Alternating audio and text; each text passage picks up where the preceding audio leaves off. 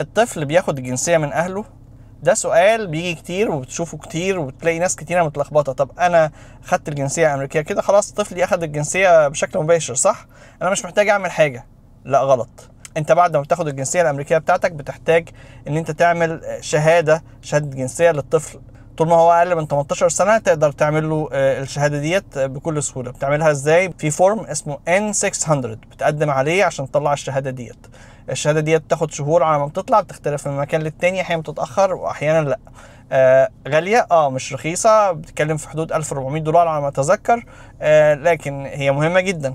والله انا شايف المبلغ كتير، انا مش قادر. انت لو عندك مثلا بتاخد فود ستامبس او عندك ميديكيد او عندك بنفيت يعني، بتقدر تعمل حاجه اسمها ويفر. في فورم اسمه ويفر، الفي ويفر ده بتقدم عليه عشان المبلغ دوت، فبتاخد الشهاده بكل سهوله. طيب انا اطلع الاول باسبور لي امريكي ولا اعمل الشهاده ديت؟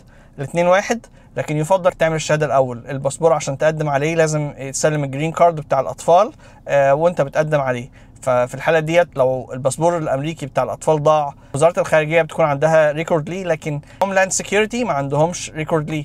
فالطفل في نظر جزء من الحكومه الامريكيه امريكي، وجزء تاني ما عندوش ريكورد اصلا، لان انت اصلا جرين كارد انت سلمته، فلو ضاع الباسبور هتبقى مشكله.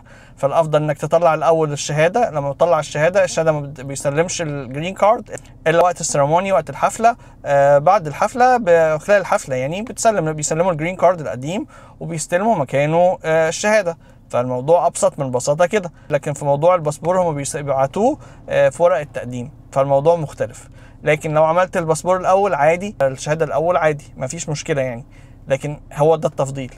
طيب في ناس كتيره طلعت لعيالها باسبورات وما طلعتش ليهم الشهاده، وشايفه انه مش مهم بعدين بقى.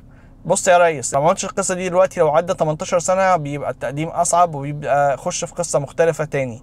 فانت قبل ما يكمل 18 سنه اعملوا الشهاده، ده ضروري جدا، احسن ليه وافضل ليه في كل حاجه. ده هيفرق معاه لما يجي يقدم في الجامعه عشان ياخد فاينانشال ايد، وعشان حاجات كتيره في كل حاجه هتفرق معاه. فالموضوع مهم، الموضوع مش ثانوي او مش او غير مهم، بالعكس اعملوه النهارده قبل بكره. تحياتي للجميع، مع السلامه.